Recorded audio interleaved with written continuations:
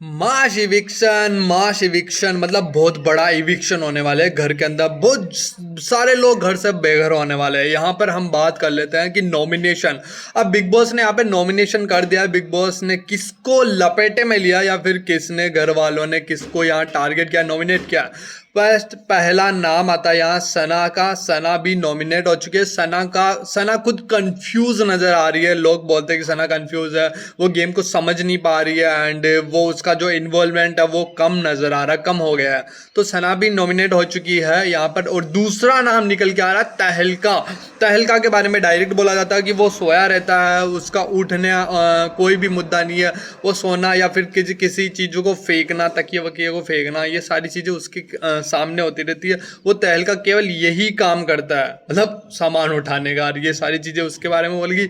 अब यहाँ पर तीसरे नंबर पर होती है अंकिता लोखंडे। अंकिता लोखंडे भी यहाँ पे घर के अंदर नॉमिनेट हो चुकी है, क्योंकि यहाँ पर लोग बोल रहे हैं कि अंकिता को नॉमिनेट कर दिया जाए, अंकिता को टारगेट किया जा रहा है। क्यों पता नहीं क्यों यार, क्यों अंकिता को टारगेट किया जा रहा है। बट अंकिता को तो बचा लेंगे क्योंकि अंकिता के फैंस खूब सारे, तो अंकिता तो बच जाएगी। अनुराग दोभाल घर के अंदर नॉमिनेट है पहले से ही, और शायद इसकी सज़ा कम हो जाए। अनुराग को तो घर से बेघर नहीं होना पड़ेगा क्योंकि उसकी जो जनता, उसकी जो पब्लिक है उसे खूब सारा प्यार कर रही है एंड सपोर्ट भी करेगी। अब लास्ट नेम है जिग्ना का। जिग्ना मैम, जिग्ना वोरा जो मैम है, उनका जो कल का कंटेंट था, उन्होंने जो कहा कि मेरा जो बेटा था, मेरा बेटा मेरे से दूर रहा था एंड मैं उसके साथ नहीं रह पाई थी।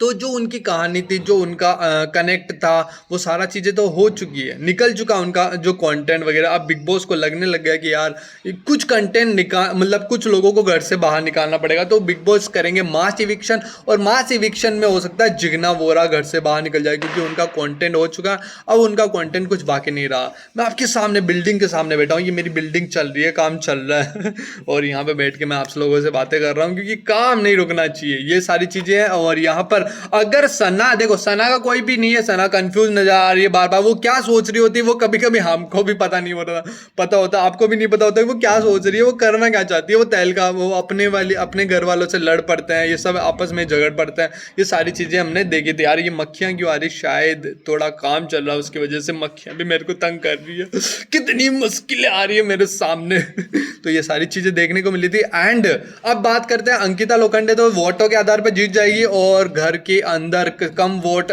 जिसको मिलेंगे, तहलका, देखो तहलका भी घर से बाहर निकल सकता है।